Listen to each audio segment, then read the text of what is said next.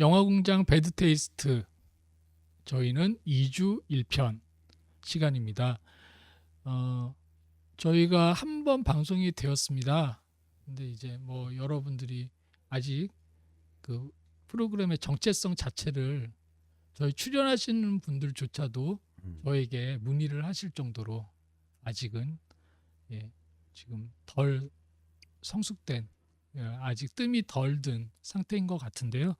계속 진행을 하면서 뭔가 좀 더 고유한 특성 내지는 장점을 찾아보도록 노력을 하겠습니다. 제목의 의미를 다시 한번 좀 명확하게 설명해 주시죠. 네, 원래 저희가 이번 주에 한 편이라는 의미에서 2주 1편으로 저는 이제 이번 주에 한 편 장명을 제안을 했는데 이제 어찌어찌 하다 보니까 저희 멤버들 사정상 저 진짜로 2주에 한 편을 소개하는 본인만 일주일에 한 편이라고 생각한 거 아니에요? 다른 분들은 다 그냥 그러게요. 2주일에 한 편이라고 생각을 했는데 어떻든 의도치 않은 성견지명으로 그러니까 그러면은 그 2주 1편이라는 이 코너가 네, 평양 박치기라든가 네. 못생겨서 죄송합니다 이런 영화하고는 어떤 관련이 있습니까? 아, 노래도 불러요 제가? 얼굴이 못생겨서 죄송합니다. 어, 네. 우디님하고 이제 경쟁하시면 아이, 그럼요. 되는군요. 예, 고 이주일 선생하고 관련은 없는 거죠, 그러니까. 예, 없습니다. 절대 이거는 고인을 희화하려는 의도는 아니고요. 예, 저희가 좋아했던 코미디언이니까. 예. 예. 그래서 치킨이 오는 소리? 벌써 왔어? 잠깐 1시간이라 그랬나? 닥터님도 이 노래 안 해봐요. 네? 얼굴이 잘났으면 박수라도 받았을 텐데. 예, 맞아요. 그 노래 맞아. 있었죠. 그렇습니다. 예. 시대를 풍미하던 절세 코미디언 이주일 선생. 예. 지금 치킨이 지금 우리 앞에 빨리 하죠. 빨리 합시다. 빨리. 예. 자, 본론으로 들어가시고. 예. 자, 오늘 저희 같이 이야기 나누실 멤버 소개하겠습니다. 예, 저희 든든한 베테의 기둥 스탠리님, 안녕하세요, 스탠입니다. 그리고 저희 베테의 아이콘 닥두님, 안녕하십니까. 그리고 언제나 저희 큐티 뿜뿜 가장 젊은 매력을 발산하시는 크리스님, 네, 안녕하세요, 크리스입니다. 예, 그리고 저는 다크입니다. 저희가 늘 목요일 날 9시 생방송으로 그 주에 가장 화제작들을 생방송 리뷰를 합니다. 하지만 이제 그 시간이 한정되어 있고 개봉하는 편수와 형태가 워낙 다양하다 보니까 놓치는 작품들이 많아요. 그래서 이제 그런 작품들을 좀 구제하자, 재활용하자 하는 의미에서 저희 2주 1편이 기획이 됐고요. 오늘은 공식적으로는 두 번째 시간입니다. 그래서 오늘 선정한 작품은 바로 화제작이죠. 클로이 자오 감독의 노매드 랜드입니다. 자, 여기 참여해 주신 세 분은 전부 다 당연히 영화를 보셨을 거고요. 오늘 개봉했어요. 녹화 날짜 예. 기준으로. 일단 다들 어떻게 보셨는지 간단하게 엿듣기 전에 아니요, 여쭙는 게 낫겠다. 예, 그냥 간단하게만 영화 뭐 그냥 한마디로 이렇게 봤다 정도만 편하게 부탁을 드릴게요. 닥터님부터. 예. 그냥 간단한 영화죠. 삶에 관한 영화. 깊은 마음으로 봤습니다. 저는. 예. 영화의 형식이 약간 다큐 스타일인데 좀 내용을 알고 나니까 이런 식으로 찍은 거 되게 잘 찍은 것 같다 생각이 들더라고요. 예. 자, 굉장히 영화에 대한 궁금증을 불러일으키는 그 코멘트들이신 것 같아요. 이제 본격적으로 영화 이야기를 하면서 과연 왜 이런 말씀들을 하시는지 한번 알아보도록 하겠습니다. 2주 1편은요. 일단 영화 이야기에 들어가기 전에 감독에 관련해 가지고 한번 쭉 훑어보고 그리고 이제 영화 이야기를 하는 순서를 선택합니다. 원래는 이제 이 부분을 저희 필모 요정 우리 병자님께서 담당을 좀 해주십사 부탁을 드렸는데 이게 부담스러우셨는지 오늘 또 바쁜 일이 있으시다고. 그것 때문에. 그러게요. 도망갔다고 봐야죠. 그래서 오늘은 제가 간단하게 감독의 필모를 좀 정리를 해봤습니다. 제가 거들어 드릴게요. 예, 감사합니다. 1982년생이네요. 3월달에 중국 베이징에서 출생을 했다고 합니다. 그리고 뭐 다들 아시지만 클로이 자오 감독은 여성 감독이고요. 굉장히 금수저 집안 따님이에요. 그래서 국영 서우두강 철공사의 총경리, 뭐 사장직이라고 하네요. 사장 보통 총경리라고 합니다. 거기를 이제 역임한 자오위지라는 이제 분의 딸로 탄생하셨습니다. 근데 이제 부모가 얼마 안 있어서 이혼을 하게 되고요. 이 자오위지 아버지는 그 중국의 유명한 여배우라고 하네요. 그 숭단단이라는 여배우와 이제 재혼을 하고 그 두 부모 사이에서 성장을 하게 됩니다. 근데 어렸을 때부터 좀 반항기가 많았다고 해요. 그리고 이제 뭐 여러 가지 그 그림 그리거나 뭐 또 영화 보고 이런 거 굉장히 좋아하던 소녀였는데 15세에 영국으로 유학을 갑니다. 그리고 이제 얼마 안 있어서 또 미국으로 옮겨서 뉴욕 대학 산하의 TC 예술학교를 졸업합니다. 좋은 학교 나왔네요. 그래요? 저는 잘 모르는 학교. 영화과 예술학교 쪽으로는 탑이고요. 영화과 그렇군요. 쪽에서도 알아줍니다. 예. 거기 교수님이 스파이크 리가 있었다고 그러네요. 그러니까 직접 배웠다 그래요. 스파이크 리가 이제 다니다가 중퇴하고 잘렸는데 그러니까 학교를 안 나오니까 사실은 제덕됐는데 유명해진 다음에 티스쿨에서 프로페서로 다시 명예 졸업장도 주고. 거기 출신이구나. 원래 뉴욕의 대학이 이제 여러 개가 있어요. 그래서 한국에도 이제 뉴욕대에서 공부했다는 분들이 굉장히 많은데 그 뉴욕대도 굉장히 여러 가지인 걸로. 뉴욕 시립대. 그다음에 그 학교를 폄하하는 건 아닙니다. 근데 뉴욕대라는 이름을 붙인 학교가 많다라는 걸 얘기하는 거예요. 그다음에 뭐 스쿨 오브 비주얼 아트 이래가지고 뉴욕에 여러 가지 그 시각, 영화 관련 학교가 있는데 그 중에서 역시 티시 스쿨을 예술 쪽에서는 가장 명문으로 치고 몇 년 전에 그 티시 스쿨 졸업식 축사를 로버트 드니로가 해가지고 화제가 됐었죠. 그래요. 그래가지고 그 로버트 드니로가 관련 영상 있으면 보내주시는데 축하합니다, 로버트 드니로가 그러면서 Congratulations, you're fucked 이래가지고 그다음에 이제 이 변호사가 되거나 의사가 되면 같은 최고의 학교를 나와서도 서로 부르는데 너네는 최고 예술학교 나왔지만 이제부터 일을 구하러 다녀야 될 거다. 이런 식의 어떤 조크가 던진 그 졸업 축사를 해서 한 3년 전, 4년 전에 굉장히 화제가 된 적이 있어요. 거기서는 트럼프 욕 안 했나 보죠? 했던 것도 같고 트럼프 초기였어요. 로버트 드니로 모든 최근 인터뷰나 뭘 보면 항상 트럼프 욕을 하더라고요. 그러니까 초기였던 한 4년 전 뭐 그때쯤 된 것 같은데. 예. 그런 학교군요. 명문 중에 명문이에요. 동부 쪽에서는 최고 명문. 그래서 어떻든 금수저 집안에서 태어난 이 따님은 뭐 영국과 미국 두루 유학을 하고 지금 말씀대로 굉장히 미국 안에서도 유명한 또 예술 학교를 졸업까지 합니다. 그리고 단편 작업을 하나 중국에서 하는데요. 이 작품은 이제 뭐 특별한 이런 그 이야기들이 없는 편이고요. 본격적으로 이제 영화계에서 주목을 받기 시작한 게 2015년도 얼마 안 됐어요. 예, 내 형제가 가르쳐준 노래라는 장편 영화를 이제 데뷔작으로 내놓는데 이 작품이 굉장히 주목을 받습니다. 이제 사우스다코다의 아메리칸 그 원주민들 청소년들을 배경으로 한 일종의 성장 영화예요. 그런데 이제 이 작품에서부터 이제 이 감독의 어떤 특색이랄까요? 그리고 이 감독이 가지고 있는 어떤 장기들이 이제 슬슬 빛을 발하기 시작합니다. 그리고 두 번째 장편 영화가 바로 2년 뒤에 2017년도에 나오는데요.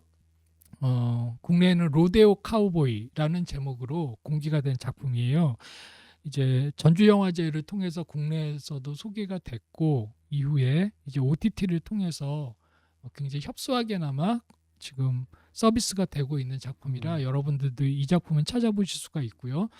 이제 이 작품 같은 경우도 마찬가지로 그 사우스다코다를 배경으로 한 그리고 이제 그 사고로 로데오를 못하게 된 또 젊은 한 백인 청년의 이야기입니다. 그래서 이제 같은 젊은 이제 방황하는 젊은 청춘들의 이야기를 계속 그 좀 굉장히 좀 시골 마을을 배경으로 이렇게 하고 있다라는 공통점이 있고 영화의 제작 방식 또한 여전히 이제 같은 형식을 취하고 있죠. 독립영화 형식의. 그렇습니다. 그리고 이제 드디어 문제의 영화 노매드랜드가 작년에 이제 공식적으로 공개가 됩니다. 자, 여기까지 대충 감독의 살아온 인생과 저는 참 감사했던 게 작품 전수가 다행히 많지가 않아서 예, 일단 필모 정리를 하는 데는 좀 수월했다. 뭐 이런 말씀을 드리겠어요. 아버지가 중국의 큰 기업의 사장이었다. 예. 철강회사. 철강회사. 예. 아시다시피 이제 중국은 민간 회사도 있지만 예. 그 아직까지도 이제 국영기업이라 그럴까 공공기업의 어떤 위력이 강한 나라이고 더더군다나 철강회사면 거의 그 정치적인 배경이 없다고 볼 수가 없는. 네, 제가 중국 공산당의 헤드라고 해도 예. 아무 상관이 없는 이런 득보분들을 중요한 철강회사의 대표를 앉히겠습니까? 당연히 아버지는 공산당원이었을 거고 예. 중국 권력층하고도 커넥션이 있었을 거고 그 덕에 이제 부유하고 예. 풍족한 생활을 해서 영국 유학, 미국 유학을 마쳤는데 예. 그럼에도 불구하고 정작 성인이 돼서는 예. 그런 화려한 배경을 뒤로하고 미국의 어떤 변두리에 소외받은 하층민의 삶을 주로 다뤘다. 이렇게 칼날을 요약할 수가 있겠어요. 예. 자, 이 영화가 어떤 영화인지 궁금해하시는 분들 그리고 앞으로 보실 분들을 위해서 스포일러가 없는 한도 내에서 최대한 짧게 줄거리를 말씀을 드려볼까요? 한 마을이 있습니다. 근데 탄광이 폐쇄가 되면서 이 도시 자체가 그냥 거의 죽은 도시가 되어버리죠. 근데 여기서 오래전부터 털을 닦고 살고 있던 여주인공 이름이 뭐였죠? 펀이었나? 펀? 그죠? 네, 펀이라고 그냥 하면 예. 펀이 이제 그 남편도 죽고 이제 여기 더 이상 남아 있을 이유가 없을 것 같은데 계속 이곳을 떠나지 못해요. 그러다가 여러 가지 경제적인 어려움까지 겪게 되면서 선택한 것이 이제 낡은 밴을 개조해서 그 안에서 이제 사실상 생활을 하고 노숙인과 다름없는 그런 일상을 보냅니다. 근처에 있는 이제 뭐 아마존이었죠. 뭐 물류센터 같은 데서 일용직으로 일을 하기도 하지만 여전히 생활은 궁핍하고 이제 정말로 더 이상 견디기 힘든 지경이 됐을 즈음에 그 같이 일하던 동료로부터 그 이렇게 너처럼 그 집 없이 사는 사람들이 모이는 어떤 곳이 있어. 그곳에서 행사가 있으니까 한번 가봐. 이런 제안을 받게 되고 정말로 큰 결심으로 이제 길을 떠나면서 영화가 시작이 된다고 볼 수 있습니다. 그리고 영화는 이 한 여인의 중년 여인의 이제 여정을 잔잔하게 뒤쫓게 되고 거기서 만나는 사람들의 이야기들이 과연 이 여인을 어떻게 변화시키는가 굉장히 섬세하게 들여다보게 됩니다. 줄거리를 이렇게 말씀드렸는데 로드무비 형식이라고 볼 수 있는 건가요? 그렇죠. 그렇습니다. 그래서 감독이 지금 3편의 영화를 만들었다고 앞에 말씀을 드렸는데요. 앞에 2편들은 이제 이런 로드무비 형식은 아니었어요. 이제 딱 고정되어 있는 공간 안에 이제 젊은 주인공들의 어떤 일상들과 그들이 마주하는 여러 가지 뭐 고민들, 고뇌들 이런 것들을 굉장히 담담하게 보여주는데 이제 이번 작품은 좀 더 로드무비 형식을 갖게 되면서 좀 더 좀 스케일이 커졌죠. 아무래도 공간적인 활용이나 또 이제 스케일이 아무래도 더 커졌다고 볼 수가 있겠습니다. 자, 그러면 일단 영화들을 좀 이 작품이 중요한 게요. 또 저희가 이야기를 할 수밖에 없는 게 그 베니스 국제영화제에서 황금 사자상을 받기 시작하면서 거의 지금 근래 들어서 굉장히 신기록이다라는 이야기를 들을 정도로 다수의 영화제에서 다수 수상을 이어가고 있어요. 그리고 이제 이번 달 말이죠. 그 아카데미 시상식에도 6개 부분, 주요 부분에 어떤 후보로 부분? 올라서요. 네. 작품상, 감독상, 각색상, 여우주연상, 촬영상, 편집상. 예, 두 개 그러니까 부분은 미나리하고 겹치는군요. 그렇습니다. 그래서 지금 미나리와 이제 경쟁도 하기는 하지만 음. 올라 있는 이 후보 자체가 지금 다 사실상 주요한 그렇죠. 이제 영화에 있어서 어떤 이 기술적인 측면에 있어서 가장 기본적으로 그 받게 되는 어떤 그런 부분들에 있어서 완성도에 완전히 직접적인 영향을 그렇습니다. 미치는 부분. 예. 그래서 과연 이 영화가 어떤 영화길래 이렇게 더군다나 첫 데뷔작이 2015년이라고 아까 말씀을 드렸는데 불과 이거 뭐 몇 년 되지도 않은 사이에 이렇게까지 화제를 모으고 있는 감독이 있었나. 그래서 하나의 현상으로까지 보는 분들이 있죠. 그러면 왜 이 영화가 이렇게 주목을 받는지 영화를 미리 보신 우리 패널분들 드디어 이제 아까 말씀하신 것처럼 그렇게 명료한 또 한마디로 이 영화를 이야기들을 해주셨는데 그게 무슨 의미인지 한번 들어보고 싶네요. 일단 영화가 굉장히 큰 반칙을 하나 하고 있죠. 네. 영화 주인공이 프란시스 누님이거든요. 네. 프란시스 누님이 나왔는데 일단 절반은 먹고 들어가는 거죠. 영화가 나쁠 수가 없죠. 게다가 제작까지 제작까지. 네.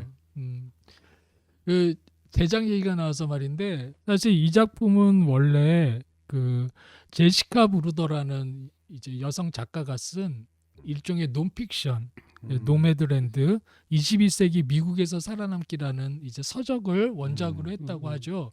그래서 이걸 영화화 해야겠다라는 생각을 하고 이제 영화화가 진행이 되면서 제작자로 제일 먼저 이제 나선 게 바로 맥도맨드 여사라고 합니다. 그럼 제작이 먼저 붙고 나중에 감독이 그렇습니다. 들어온 건가요? 그런데 이제 감독을 선정하는 데 있어서 바로 이 영화화가 진행되고 제작자가 결정이 되면서 이 맥도맨드 여사께서 강력하게 감독은 클로이로 가라. 그렇죠. 아하. 이제 이미 거의 뭐 마음이 결정이 돼서 그래서 그 이유는 이제 앞에 먼저 만들었던 이 전작이죠. 전작을 로데오 보니까. 카우보이를 보고 너무 감동을 받는 바람에 뭐 다른 감독은 생각도 못했다. 열렬하게 이렇게 뭐 구애를 해서 감독 승낙을 받았는데 정작 원래 주연까지 할 생각이 없었대요. 예, 제작만 할 생각이었는데 또 이제 클로이 감독이 선정이 되고 나서 이 작품을 소화할 수 있는 여배우는 한 명밖에 없다. 언니 저 감독을 뽑으셨으면 언니가 책임도 지셔야죠. 그러니까요. 예, 이렇게 돼서 자연스럽게 지금의 어떤 이제 팀이 구성이 됐다. 뭐 이런 뒷얘기가 있더라고요. 근데 그 프랜시스 맥도먼드가 처음에 이제 이 작품을 선택을 한 게 그 원작을 읽어보지 않은 상태에서 이제 노매드에 대해서 어떤 생각을 갖고 있었냐면 그냥 차에서 생활하면서 굉장히 자유분방하게 이렇게 뭔가 로망이 있는 그런 걸 생각했다가 읽고 나서 굉장한 충격을 받고 무조건 영화해야겠다 이런 일이 있었더라고요. 예전에 90년대 한국에 유행했던 단어가 그때는 노마드라고 했었죠. 그렇죠. 노마드라고 하면서 예. 유목민이라고 번역을 했었는데 사실 지금은 유목민이라기보다는 유랑인이죠. 예. 유랑하는 사람들. 조금 제가 이제 보태드리자면 이제 유랑인, 뭐 유목민 이렇게 설명이 되는데 노마드 자체는 유목에 가까운 게 보세요. 유랑은 그야말로 떠돌아다니는 사람이고 유목은 목초지를 찾아서 이동하는 사람이에요. 그러니까는 그렇죠. 현대로 따지면 일거리를 찾아서 이동하는 거하고 같은 의미지. 그러니까 내가 양을 만약에 길러 소를 길러 인근에 있는 풀을 다 뜯어 먹었어. 양이 나의 유일한 재산이고 네. 얘를 통해서 돈도 벌고 옷도 얻고 뭐 식량도 사고 양젖도 얻는데 초지가 다 사라지면 네. 있을 수가 없잖아요. 그래서 재미삼아 여행삼아 떠나는 게 아니라 살기 위해서 이동을 해야 되는 게 저기 그 유목민이거든요. 그러네요. 이걸 현대에서는 이제 그 양을 기르면서 다니지는 않지만 네. 일거리를 찾아서 다니는 일거리를 찾아다니는 유목민으로 이제 데뷔시켜서 상징화하고 있는 거죠. 제가 이 영화에서 이걸 유랑민이라고 표현한 이유 중에 하나는 여기에 등장하는 모든 인물 네. 이 인물들이 전부 다 뿌리가 뽑힌 인물이거든요. 그러니까 유랑민이기도 하고 유목민이기도 하고. 이 클로이 자오라는 감독을 잘 쓴 게 이 감독은 중국에서 태어났지만 부모가 이혼을 하면서 사실은 자신의 뿌리가 뽑힌 거죠. 그러다 보니까 영국으로 갔다가 미국으로 갔다가 자신이 혼자 떠돌아다니면서 느꼈던 감정들, 그런 감정들이 영화 속에 굉장히 잘 반영되고 있는 거죠. 그 보면 우리가 예전 다른 영화들을 다룰 때 집 없는 사람들에 관한 얘기를 많이 했었는데 사실은 집이 중요한 게 아니라 그 집을 함께 누릴 사람이 중요한데 영화 속에 있는 이 모든 인물들은 그 사람이 사라지니까 어떻게 해야 될지를 몰라서 자기의 마지막 기억이 담긴, 그리고 자기의 파트너와 함께 했던 마지막 기억이 담긴 그 차를 타고 마음을 붙여놓을 때를 찾아서 영원히 떠돌아다니는 거죠. 지금 최적의 감독이네. 예. 클로이 자오가. 지금 감독도 이 영화에 대해서 그런 얘기를 했네요. 그러니까 이 영화는 이런 질문을 다루고 싶었다. 나를 정의하는 모든 것을 잃었을 때 과연 나를 다시 찾을 수 있는가? 예.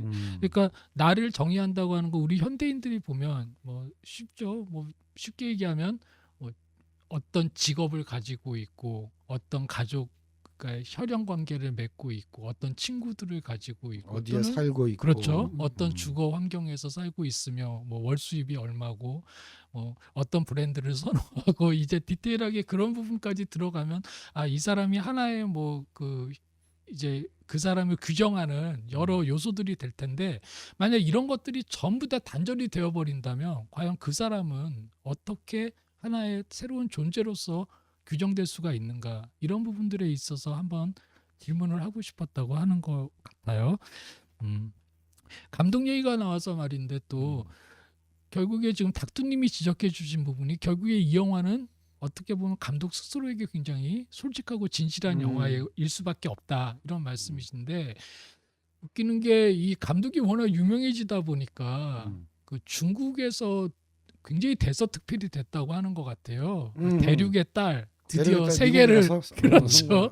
이런 당연히 식으로 그러겠죠. 예, 그런 식으로 워낙 막 이제 아니 미국 그렇게 기사화가 싫어하면서 됐는데 또 미국에서 유명해진 건 좋아하나 보죠. 그런데 재밌는 게 뭐냐면 정작 자오 스스로는 굉장히 좀 뜨뜨미지근한 반응이다. 언제부터 내가 또 중국에서 이렇게 대접을 받았다고. 그래서 생각해 보면 그 어린 나이에 유학을 간 것도 물론 부모 입장에서야 좀 더 좋은 환경에서 교육을 시키기 위함은 뭐 당연하겠지만은 어렸을 때부터 반항기가 좀 많았다, 이런 얘기를 놓고 그게 볼 이제 때 제가 뭐 남의 가정사까지 디테일하게 알 수는 없는데요. 예. 저런 겁니다.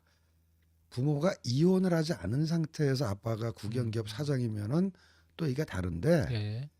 아마 제가 추정키로는 이혼한 상태에서 유학을 보냈다면은 아주 안 좋게 좀 심하게 얘기한다면은 그 어쨌든 친딸이니까 예. 호적에서 파낼 수는 없잖아요.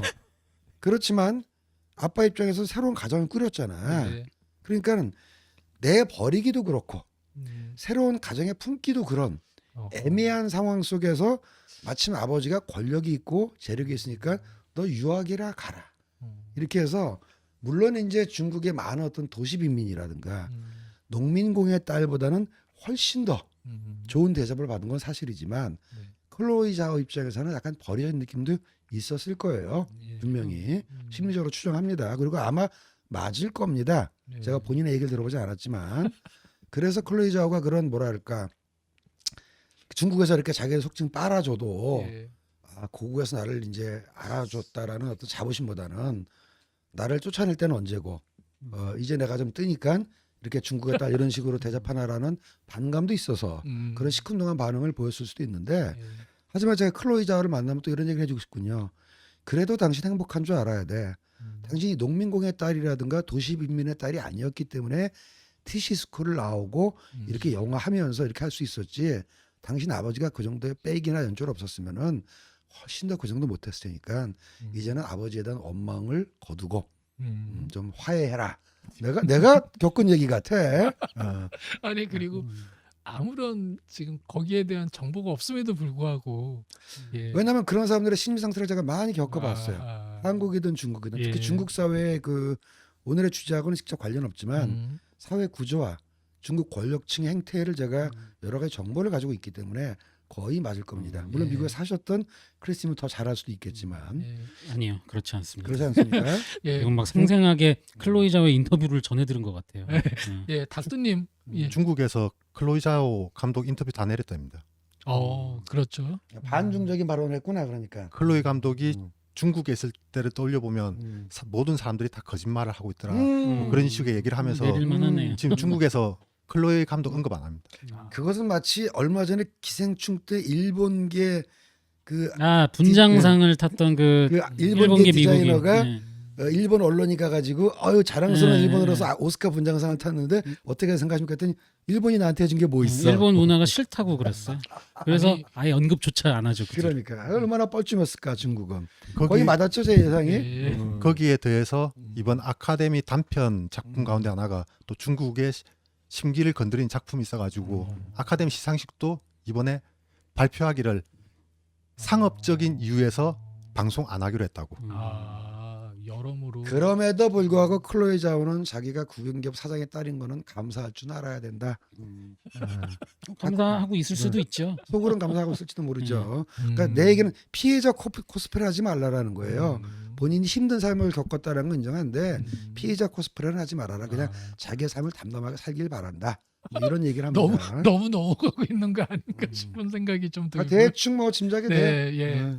충분히 뭐 가능한 가정인 것 같습니다. 이건 영화하고는 별개로 제가 드린 말씀입니다. 그렇습니다. 그런데 이제 영화와 또 뗄 수는 없어요. 왜냐하면 영화 자체가 이제 어떤 그런 자신의 정체성과 주변의 관계라는 것에 있어서 계속 의심하고 또는 소외받고 스스로 소외당하고 뭐 이런 말이 이상하네요. 꼬였네요. 예, 스스로 뭐 스스로 또 소외하는 그것을 부분도 있어요. 즐기고 뭐 이런 것들이 계속 혼재되어 있어서 영화 자체도 이미 복잡하지만 이런 쪽 감독의 이런 복잡한 과거사 및 뭐 그 주변 이야기들을 듣고 나면 어쩌면 영화를 이해하시는데 더 크게 도움이 될 수도 있겠어요. 예. 왜냐면 이 정도 영화가 나오란 말이죠. 예. 감독이 단순히 소재적으로만 바라보지 않고 예. 이것은 나의 이야기이기도 하다라는 예. 몰입이 없으면은 이런 영화가 안 나오거든요. 그러니까 똑같이 자기 얘기는 아니지만 자기의 관점에서 충분히 공감할 수 있는 여지가 있기 때문에 예. 영화에 좀 더 집중을 했을 거라는 뜻입니다. 예. 그리고 그 연장선상에서 이 감독의 굉장히 독특한 경향이 있습니다. 바로 이 자신의 이름을 알린 세 편의 장편 모두가 중국의 이야기를 하고 있지 않아요. 그리고 미국의 이야기도 흔히들 그 외부 사람들이 생각할 때 화려하거나 어떤 당연하게들 생각하는 어떤 도회지의 그런 좀 화려한 모습들이 아니라 그 남부의 굉장히 그 황량하고 정말로 이렇게 먼지 막 풀풀 날리는 듯한 이런 그 정말 야생지의 풍경들을 담아내기를 좋아합니다. 거기에 자기를 몰입시키니까. 그러니까요. 이게 지금 노매드랜드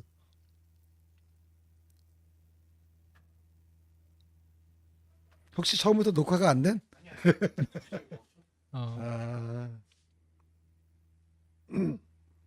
노매드랜드부터 이어가세요. 야, 방피동은 헤어스타일을 되게 멋있다. 요즘 계속 그래요. 오. 예. 이게 노매드랜드.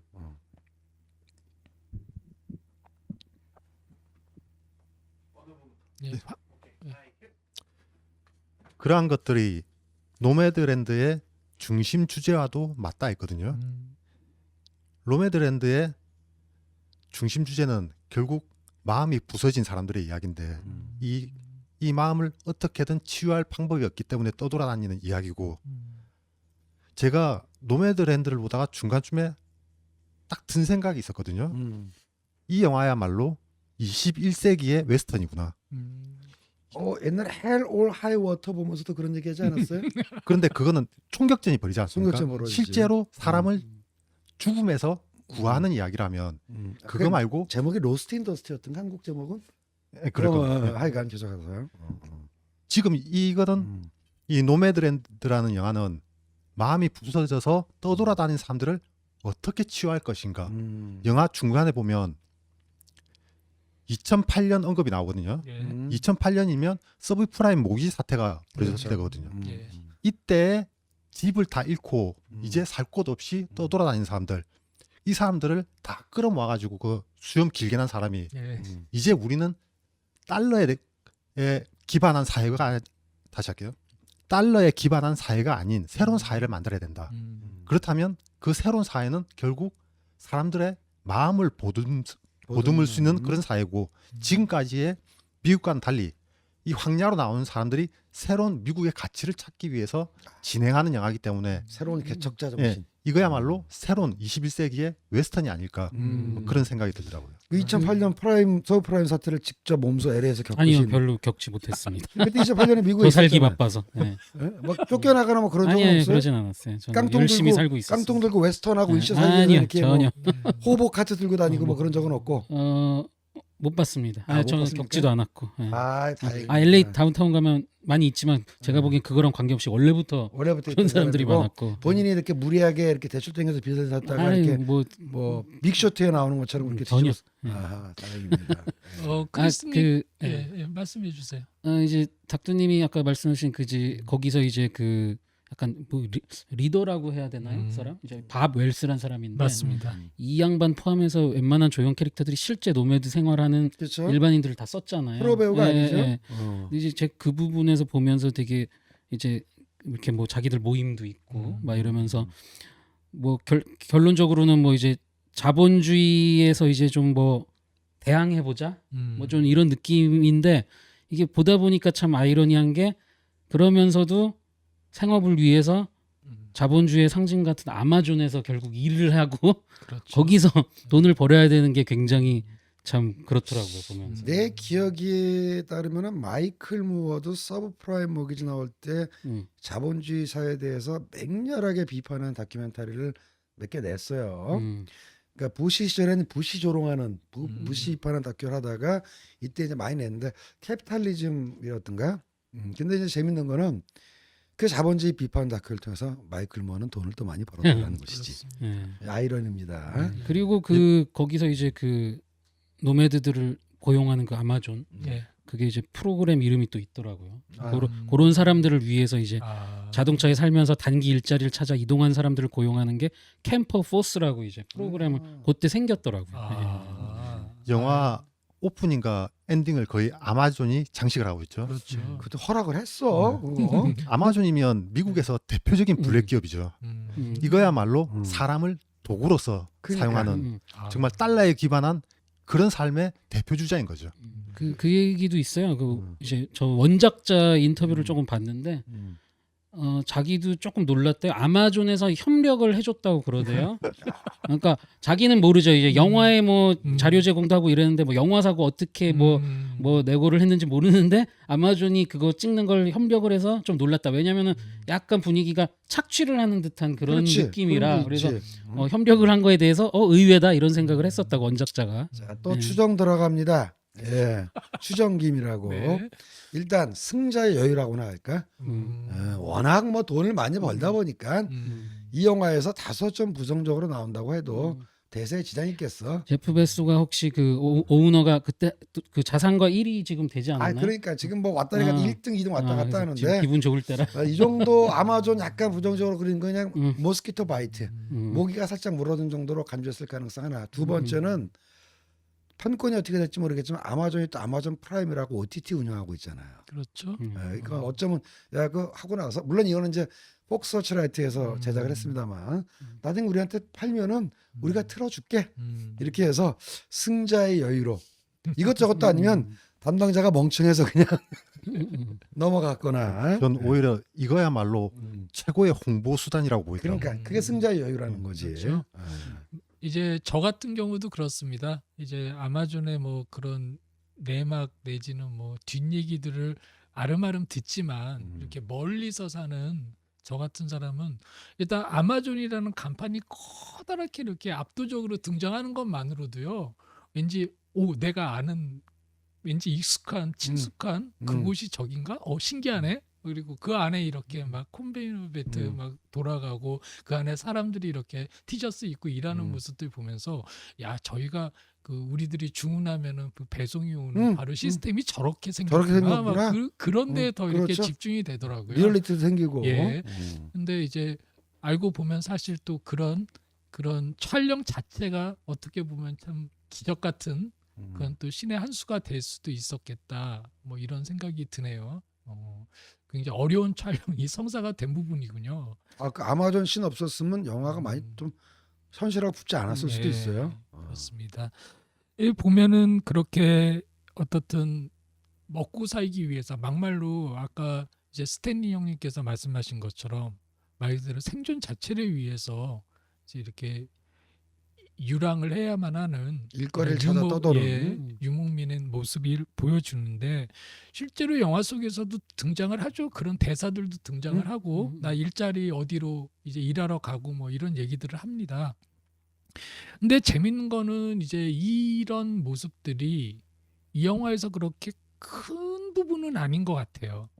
그러니까 분명히 생존을 위해서 또는 그런 그 척박한 현실 속에서 굉장히 좀 비루해 보이는 모습들을 하고는 있는데 영화가 슬슬 가속 페달을 밟기 시작하면 사실 그것들이 마치 주변의 풍경처럼 슬슬 밀려나가기 시작하고 본격적으로 이 여자 주인공 그리고 그 주변 인물들의 어떤 존재감이 슬슬 부각이 되기 시작합니다. 카메라가 인물 자체와 인물의 내면에 집중하니까 이제 그런 예. 게 시작되는 거죠. 그리고 더불어서 이제 자오 감독의 모든 작품이 다 그렇지만 정말 한 장면 한 장면이 마치 그림 엽서를 보는 것 같은 그런 아름다운 영상미들로 이거 촬영상에 노미네이트 됐다고요 이번에? 그렇습니다. 유력한데? 예. 유력합니다.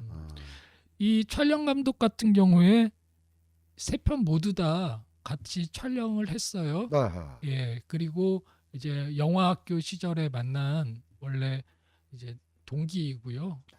동기인지는 모르겠는데 아무튼 학교 시절부터 학교에서 알던. 알던 동료고 친구 심지어는 잘 사귀세요. 심지어는 지금 같이 동거를 하고 그러니까. 있는 백인 남자 촬영 감독. 그렇습니다. 예, 그래서 이 두 사람은 사실은 어떻게 보면 이 자오의 작품들은 자오의 한 사람의 작품이라기보다 이 두 사람의 이 자오의 감수성과 이 촬영 감독 이름이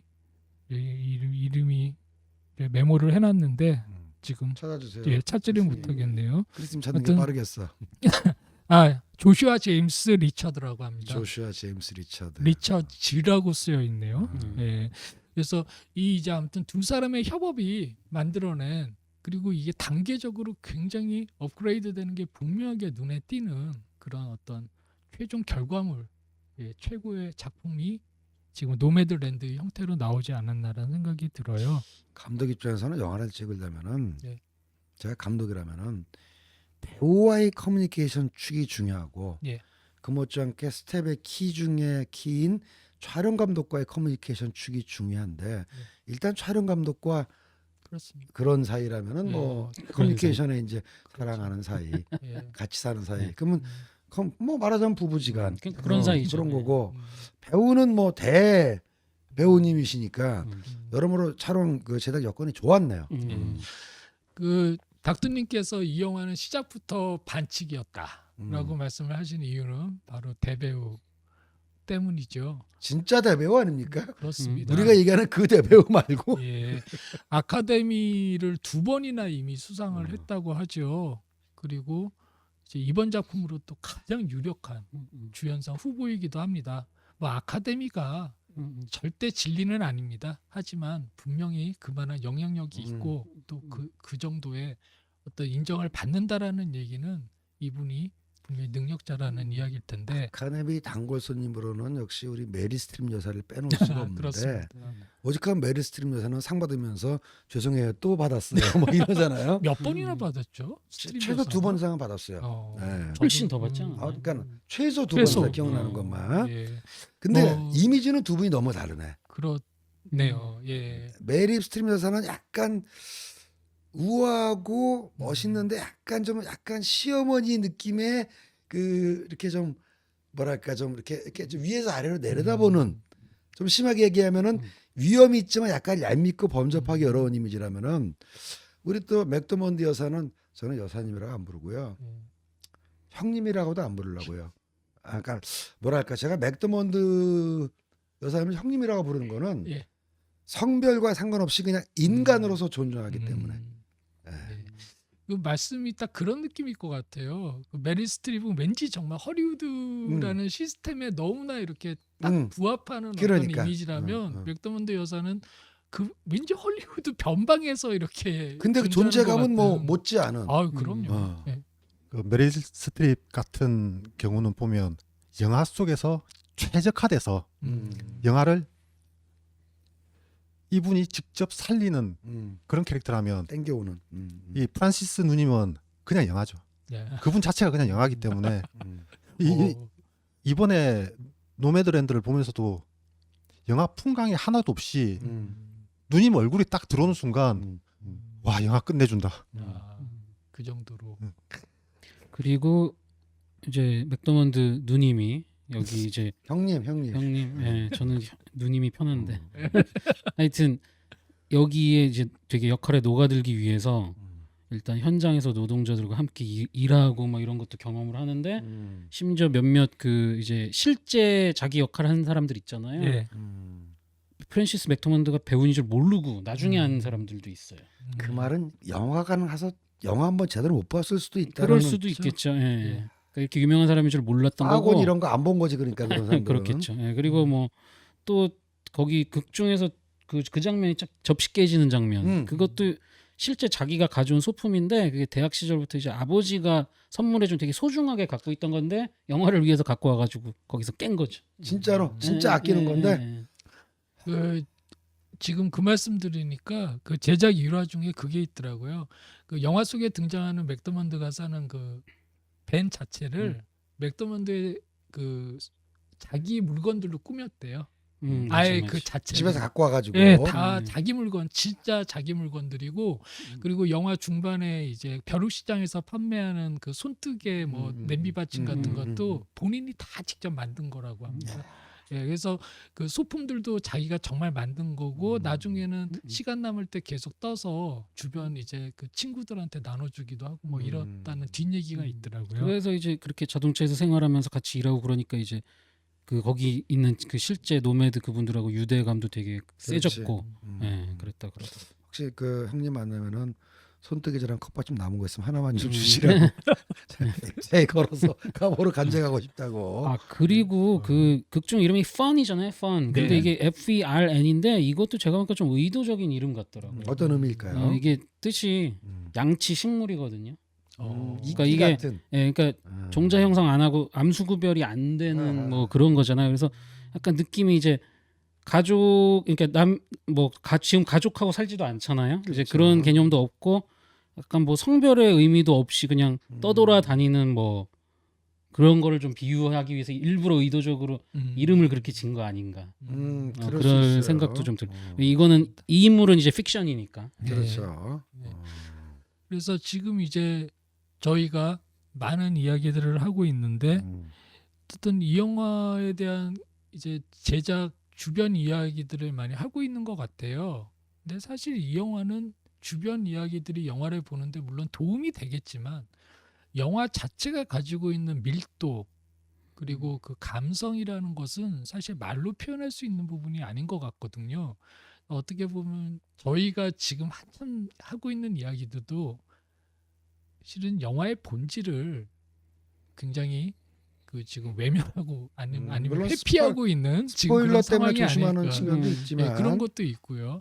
또 워낙 이 절절한 어떤 그런 느낌들을 문득문득 던져주는 작품이다 보니까 그래서 자칫 이 영화를 이제 뭐 이런 여러 가지 수상 경력 그리고 앞으로의 뭐 아카데미 수상 후보 경력 뭐 이런 것들과 또 굉장히 감수성 있고 뭐 완성도 있고 이런 얘기들로 계속 도배가 되다 보니까 접하시기도 전에 일단 질려버리시는 분들이 꽤 있는 것 같아요. 무거운 마음으로 볼 필요는 없어요. 그렇다고 뭐 숙제하듯이 볼 필요는 없고 네.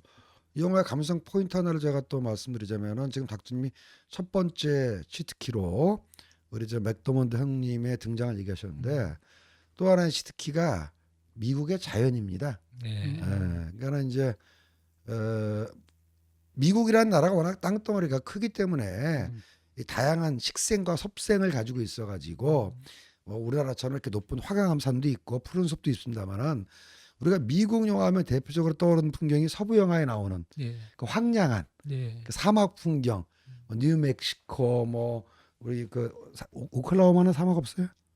거기 다 벌판이. 벌판. 그러니까 무슨 얘기를 하고자 하면은 한국에서는 볼 수 없는 풍경들이 나와줘요. 이게 맥도먼드 형님의 어떤 얼굴과 그 조화될 때 네. 내지는 얼굴 샷이 보여지면서 그 다음 샷으로 카메라가 빠지면 그 풍경 속에서 이 맥도먼드와 사람들이 서 있을 때 주는 느낌이 네. 왜 치트키라고 그러냔 말이죠. 그거 시각 효과로 안 되는 거거든. 그렇죠. 시각 효과 예. 달성할 수 없는 음. 그런 느낌을 풍경과 자연과 화면이 담아내니까 그냥 무기 두 개가 강력해서 예. 보면 이렇게 바라볼 수밖에 없죠. 그게 이제 제가 한국에 사는 사람으로서 열받는 일이지. 없어. 카메라를 대고 싶어도 그런 풍경이 없어. 예. 예. 맞아요.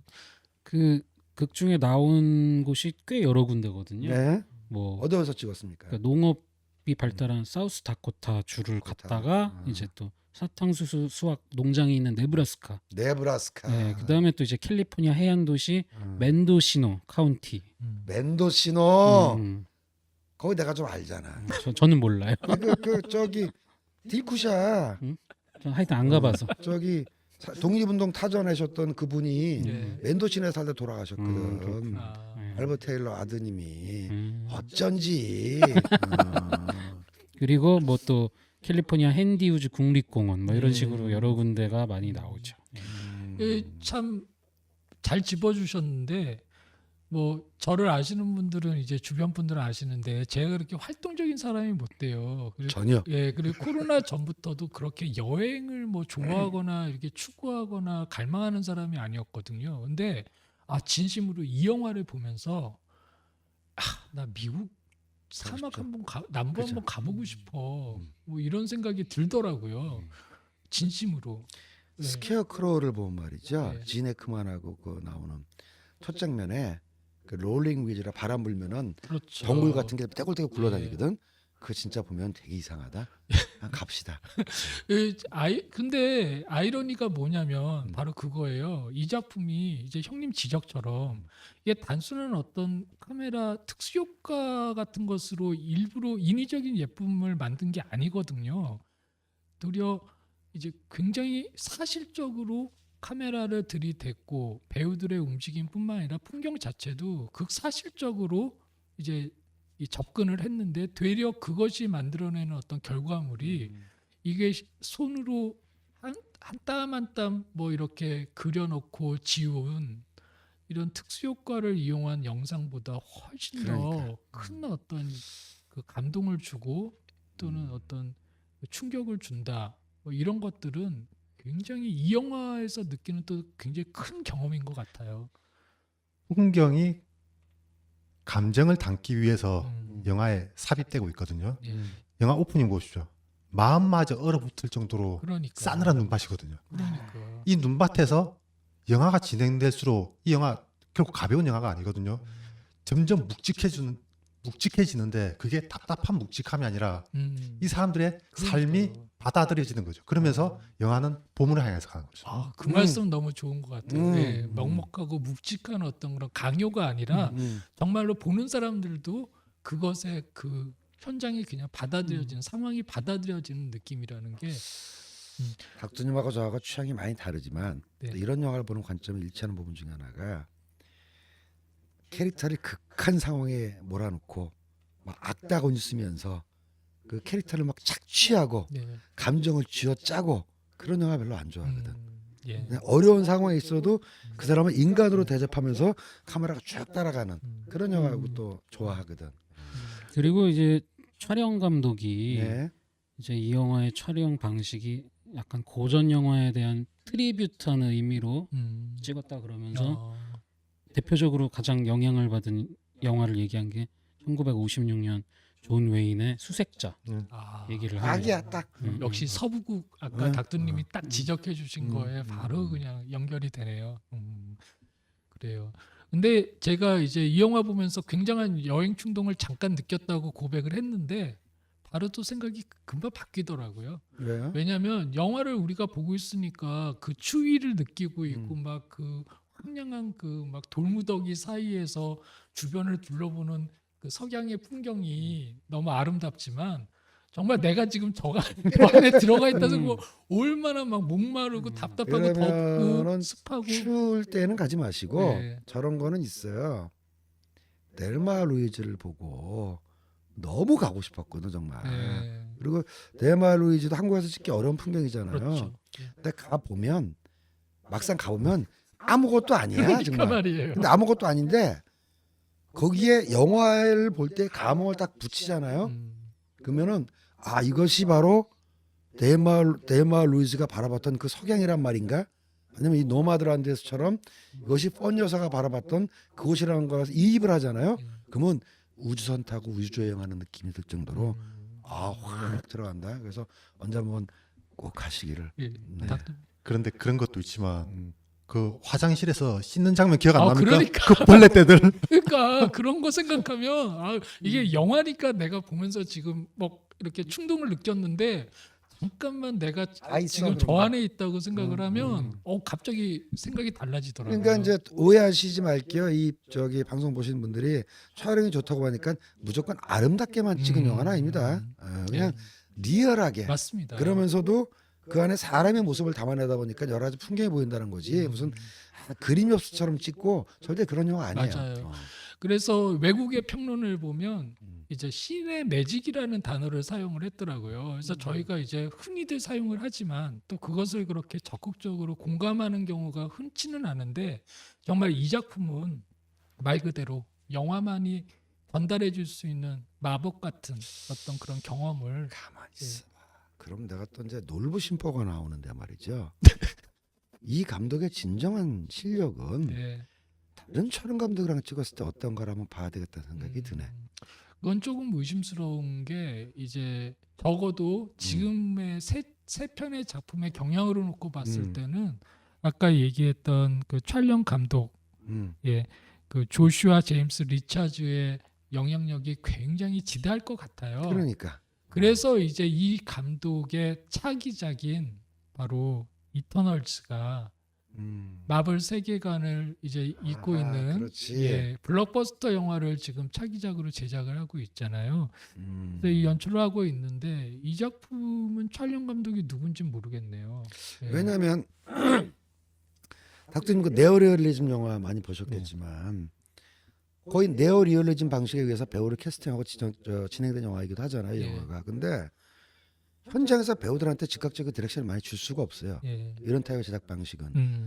촬영 들어가기 전에 물론 이제 그 뭐 출연진하고 그 비전문 배우가 익숙해지고 인간극장 같은 경우는 제가 들기로는 본 촬영하기 전에 뭐 그 출연자들하고 친해지는 시간만 몇 주가 걸린다고 하더라고요. 예. 그래서 출연자들이 카메라를 의식하지 않을 정도까지 익숙해진 다음에 본 내용을 건지는데 그런 휴먼 다큐가 이거 같은 경우 제가 추정 들어갑니다. 어쨌든 현장에서 이런 감독이 컷! 자 요거 다시 해주시고 아니 이거를 못해요. 예, 그거 안 했다고 하더라고요. 예, 그러면 사전에 동선이나 감정을 협의한다면은 그렇죠. 그 다음부터 카메라가 롤링하기 시작하면은 감독은 뒤에서 이렇게 바라볼 뿐이고 정 문제가 생기면 컷을 하고 디렉션에 들어가겠지만 대부분을 촬영 감독이 알아서 찍어줘야 돼요. 예. 자 여기서 우리 맥도먼드 언니 크루즈 한번 들어가 주시고 빠져주시고 이게 안 된다는 예, 거지. 그렇죠. 그냥 카메라맨이 알아서 돌아가지고 해내주고 그러니까 다른 촬영 감독하고 하는 걸 봐야 되겠다 이거지. 그렇죠. 예. 예.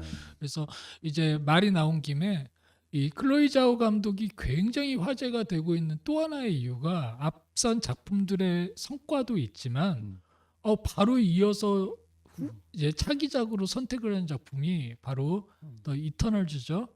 그 마블 세계관을 이제 마블 세계관에 존재하는 또 하나의 이제 이야기인데 이것이 말 그대로 그냥 텐트폴 영화 블록버스터라고 얘기되는 작품이에요. 앞의 작품들과 너무나 이렇게 격차가 큰데 어떻든 이런 작품까지도 연출을 하고 있다라는 데에서 또 한번 화제가 크게 됐어요. 헐리우드 스튜디오의 수법이자 무서운 점이죠. 왜냐하면은 그 직전에 아주 저예산 영화인 안전은 보장할 수 없음. 이런 거 찍은 놈을 데려다가 예. 바로 주라기 공원 이런 거 그렇죠. 맡기고 그러는데 물론 잘 되면 또 좋은데 그렇죠. 안 되면 또 이렇게 되는 경우도 있으니까 그게 헐리우드의 그렇습니다. 특징입니다. 예. 예, 예. 그래서 이제 이터널즈를 기다리시는 분들의 이제 또 기대치가 그래서 더 좀 큰 부분이 있는 것 같고요. 이터널즈까지 잘 나오면 예, 시스템에 영리하게 적응할 줄 아는 감독이라는 증거도 되기 때문에 그렇죠. 그럼 또 기대가 되는 거죠. 예. 대기의 저예산 영화나 독립영화 감독들은 시스템에 적응을 못해요. 그래서 스타워즈도 그렇게 나왔잖아. 맞아요. 그전까지 잘 찍다가 스타워즈 찍으면 그렇게 되고 나와서 또 뭐지 그 나이브 싸움. 나이브 아웃은 또 잘 찍고 예. 그런 어떤 시스템에 그런 문제가 있기 때문에 한편으로는 부디 이 클로저 감독이 스튜디오하고 잘 적응을 해서 좋은 작품. 그 원더우먼 감독은 예. 몬스터 찍었던 감독이에요. 그 맞아요. 샤를 스테론 나왔던. 예, 맞아요. 근데 또 원더우먼 찍고 그러잖아요. 그래서 잘 적응하면 음. 괜찮은 감독이 될 수도 있다. 저는 촬영도 그런데 이터널스에서 좀 궁금한 게 이제 이때까지 뭐 조연 캐릭터나 이런 사람들 일반인을 많이 썼잖아요. 근데 이제 대배우들. 수많은 메인 배우들을 썼을 때 연기 디렉팅을 과연 어떻게 할 그렇게. 것인가. 그러게요. 그것도 굉장히 궁금해요. 난제지 난제. 예. 뭐 이터널스 배우 얘기가 나왔으니까 말인데 우리 누구 배태 나오나? 대표 국뽕 음, 선봉이신 음. 우리 스탠리 형님 그 마동석 배우의 출연에 대해서는 어떻게 돈 생각하시는지. 던 리. 예. 예. 차오르고요. 예. 기대가 됩니다. 아하, 예. 그래서 한국에서는 이제 더욱더 이터널스가 기대가 될 수밖에 없을 거예요. 감독의 어떤 이런 화제성도 있지만 무엇보다 마동석 할리우드 진출이라는 큰 이슈가 같이 담겨 있는 작품이기 때문에 그 자갈치에서 잠깐 찍은 영화도 천만이 드는데. 그러니까요. 아. 예. 자, 어느덧 시간이 꽤 많이 흘러서요. 이제 아쉽지만 이 영화는 이제 저희가 정리를 해야 할 것 같습니다. 일단 뭐 다들 굉장히 긍정적으로 이야기들을 해주신 분위기인 것 같고요.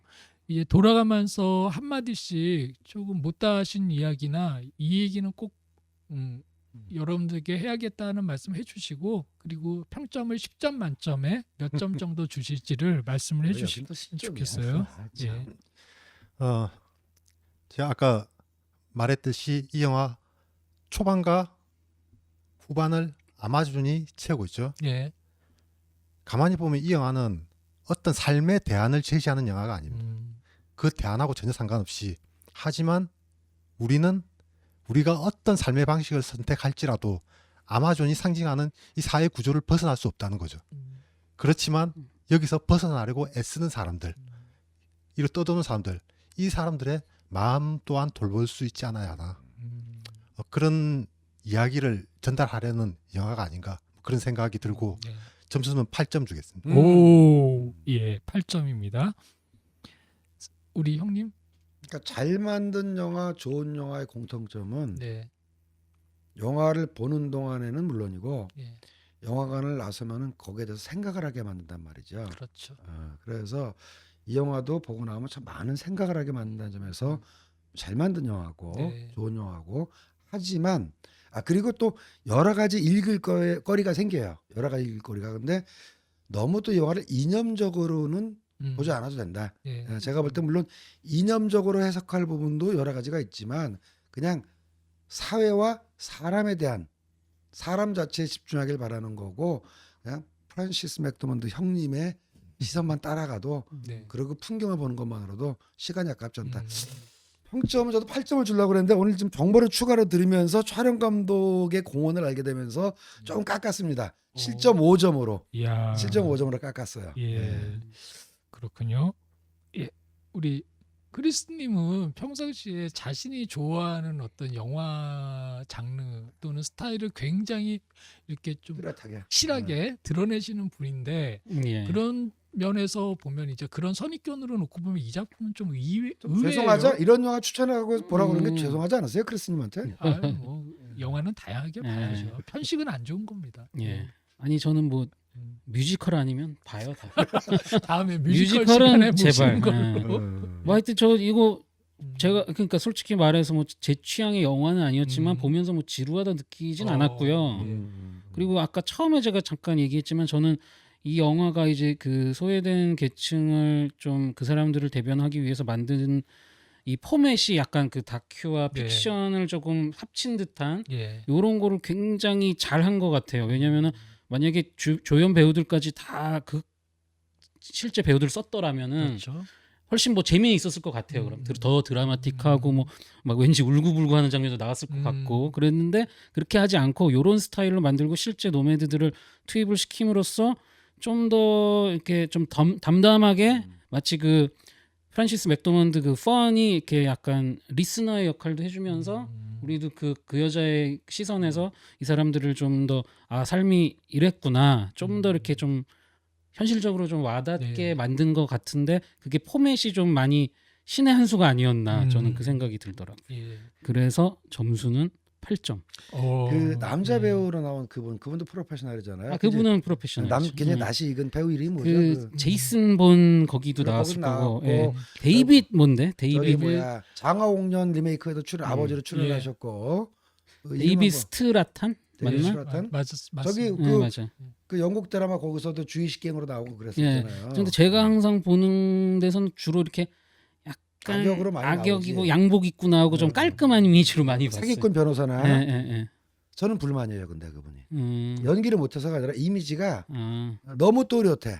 어. 그러니까 기존에 어떤 그분이 배우 활동하셨을 때 가졌던 고정 이미지가 너무 진하게 작용해가지고 그분만 나오면은 좀 몰입하기가 힘듭니다. 막 배신할 것 같고 막. 막 배신할 것 같고 아마존에서 택배 하차하는데 좀 거짓말 괜히 뭐 이렇게 식당에서 햄버거 뒤집다가도 침 한번 택 뱉을 것 같고 네. 그래서 저는 그 배우 때문에 조금 몰입이 깨졌어요. 그게 좀 아. 아쉬웠어요 저는. 예.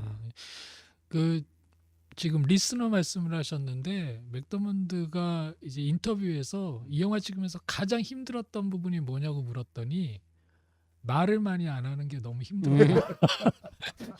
얘기를 그냥 들으면서 뭔가 이렇게 나도 막 얘기를 같이 하고 싶은데 어떻든 이 배역 자체가 이야기를 듣는 배역이다 보니까 이제 캐릭터다 보니까 그게 굉장히 힘들었다라고 우스갯소리로. 갑자기 제가 이야기를 기획이 하나 했거든요. 떠오르는데요. 이번에 오스카 때 이제 윤여정 선생이 가신다는데 네. 아들은 걱정한대지만 좀 예. 인종차별 이런 이슈도 있어가지고 근데 윤여정 배우하고 맥더먼드 형님하고 둘이 좌담회 한번 하면 재밌겠다. 만만치 않을 배우가 것 같아요. 예. 윤여정 배우님도 그러잖아요. 한국에서 나 그렇게 일주일에 5번씩 아침에 제일 먼저 부르는 현장 없다. 근데 미나리는 가니까 뭐 거의 트레일러에서 재우면서 아침마다 이렇게 좀 굴리더라. 예. 맥더먼드도 고생 많이 했을 거 아니야. 네. 그러니까 둘이서 모여가지고 수다 한번 떨면 야, 재밌겠네. 이런 시상식 때 그 전통적으로 저런 게 있죠. 그 후보에 오른 모든 배우들이 다 같이 라운드 테이블에 앉아서 그러니까. 떠드는 게 있거든요. 원래 그러니까 있어요. 둘이서는 안 할지라도 만약에 그런 게 있을 수는 있어요. 그러니까. 여러 명이서. 그렇습니다. 이 영화를 보시게 되면 이제 저희가 이야기를 가급적 피했는데 결말 부분에 있어서의 호불호가 좀 있더라고요. 그래서 이제 뭐 동의를 한다, 동의를 못한다, 이해가 된다, 이해가 안 된다, 뭐 이런 이견들이 있습니다. 이제 저 같은 경우에는 좀 동의가 되는 편이었고요, 감정적으로. 저 동의해요. 예, 닥두님은요? 동의하고 말고가 없죠. 각자의 삶이 있는 거죠. 예. 근데 이제 크리스님은 저도 뭐 그냥 예. 그럼 또 어떻게 끝날 거야? 근데 여태까지 영화 그렇게 그냥, 끌고 안 그냥 오면서. 이해가 그런데 된다. 이제 그냥. 이 어떤 결말의 선택에 있어서 이제 그 보통의 어떤 그런 좀 뭐랄까요, 현실적인 이런 선택들을 많이 하시는 분들 입장에서는 도무지 이해가 안 된다. 뭐 이런 얘기들을 해요. 예, 왜냐하면 선택의 경우들이 계속 발생을 하잖아요. 영화가 이제 전개가 되면서. 근데 이제 여기서 주인공 펀은 자신의 선택을 합니다. 근데 이제 이런 것들이 공감이 안 되는 분들이 있다고 하더라고요. 그래서 이제 그것을 어떤 부분인지는 영화를 보시면은 이제 아시게 될 텐데 이제 그것을 생각하는 것조차도 우리 스탠리 형님 말씀대로 이 영화는 많은 생각을 하게 하는 영화라는 뭐 그런 결론이 또 나오는 것 같아요. 저도 8점을 주겠습니다. 그래서 저희가 전부 저희는 늘 평점을 내죠. 그래서 전부 평점을 내니까 7.875가 나오네요. 그래서 그냥 한 분 때문에 굉장히 어려운 숫자가 나왔네요. 그러니까 정보가 너무 많아도 문제라니까. 예. 그래서 그냥 저희는 잘라내고요. 7.8점 뭐 이렇게 그냥 거의 그냥 뭐 8점이라고 봐도 될 것 같고요. 예, 모처럼만에 좀 영화 이야기를 하면서 이렇게 풍성한 느낌을 저는 가졌어요. 이렇게 이야기거리 자체도 그렇지만 영화가 주는 어떤 그런 느낌이 굉장히 알찬 느낌을 받는 그런 영화여서 굉장히 그리고 우리 또 스탠리 형님께서 이 작품 선정에 굉장히 적극적으로 입김을 발휘를 하셨고 누님 계열 영화인데 예. 진아 누님이나 수잔 누님하고는 또 다른 누형님 누나이기 때문에 언제 저 뵈면은 제가 크게 인사 한번 드리겠습니다. 여러분들도 한번 영화 기회 되시면 보시고요.